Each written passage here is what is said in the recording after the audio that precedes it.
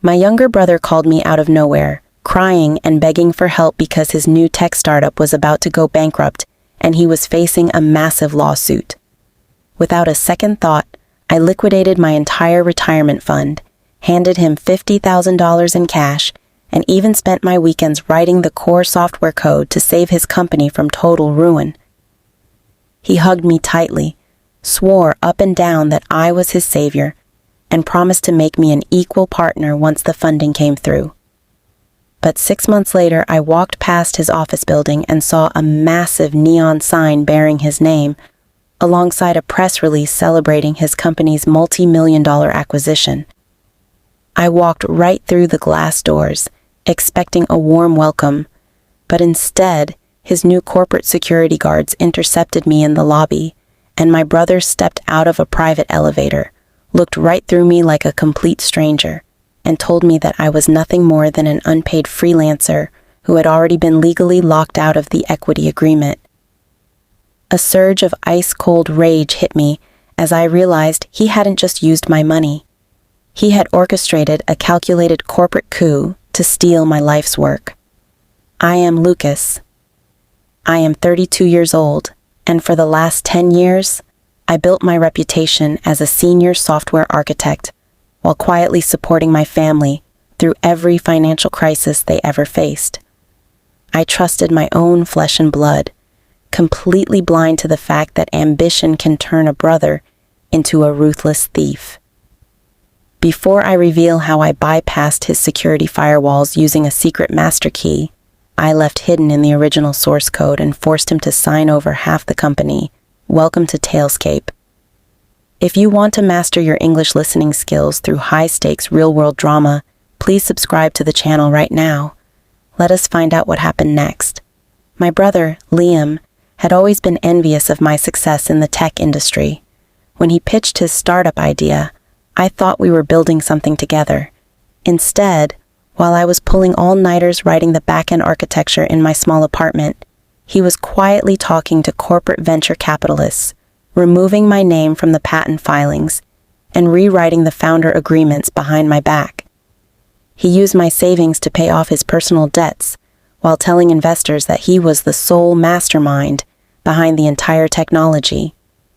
What my brilliant little brother forgot is that a true architect never hands over full control until the ink is completely dry on the contract.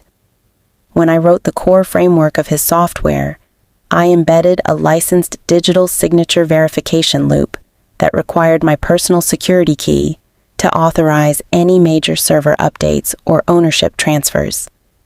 Without my key, his shiny new multi-million-dollar app would completely lock down and self-destruct within 72 hours of the final acquisition sign-off. I didn't make a scene in the lobby that day. I smiled, turned around, and walked right out of the building. I waited 48 hours until he was sitting in a boardroom full of high-powered investors trying to finalize the multi-million-dollar buyout. Right as the buyer was about to sign the final contract, my automated system triggered a total lockdown of the servers, flashing a bold legal notice across every investor's screen stating that the core software was stolen property tied to my verified master key. My brother's face turned completely white as his phone blew up with emergency alerts, and he had no choice but to beg me to come back to the table. He thought he had committed the ultimate corporate betrayal, but he learned the hard way that you can never cheat the person who holds the keys to your entire empire. He was forced to give me 50% equity and publicly acknowledge my role, proving that loyalty always wins in the end.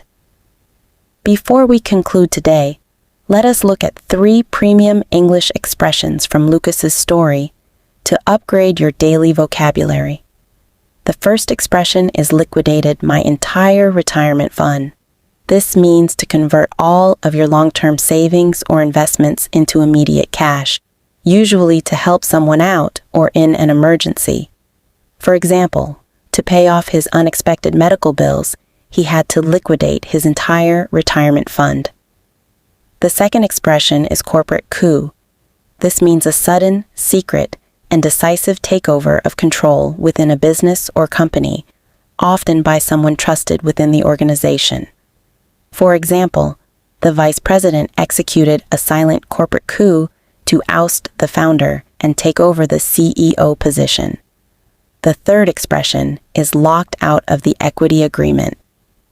This means to be legally or digitally barred from receiving your rightful shares or ownership percentage in a company or asset. For example, after the dispute with the investors, the original creator found himself locked out of the equity agreement entirely. Thank you for watching Talescape.